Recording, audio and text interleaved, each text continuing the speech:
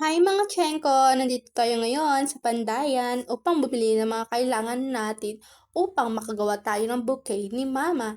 Oo, bouquet ni Mama! Story time! 14 years nang nagtatrabaho si Mama sa ibang bansa bilang OFW para lang ma-provide yung pangangailangan naming magkakapatid. Kaya nung nasabi niya sa akin na uuwi siya this November, naisipan ko, paano kaya kung gawan namin siya ng bouquet? Kaya kahit hindi pa kami nakakagawa ng bouquet nun, gagawa pa rin kami. It's worth to try naman, hindi ba? Tsenko ha, take note. Hindi galing kay Mama yung pera na ginastos namin para sa bouquet. Ganto kasi yon. Kinausap ko si tita ko na i-massage ko siya.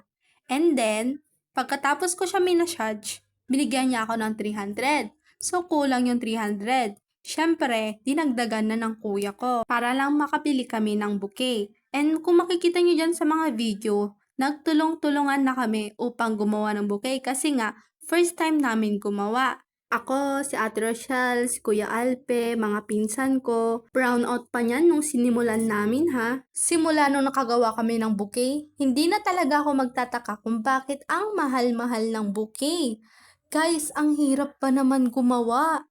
Pero kahit ganon kahirap, super worth it talaga gawan si Mama.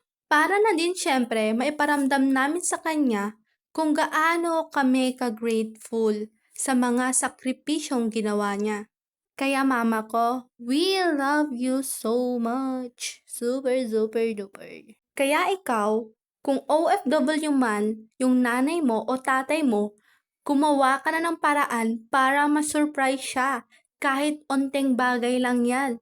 Maa-appreciate niya yan. Kaya gora na, Tsenko. Go, go, go.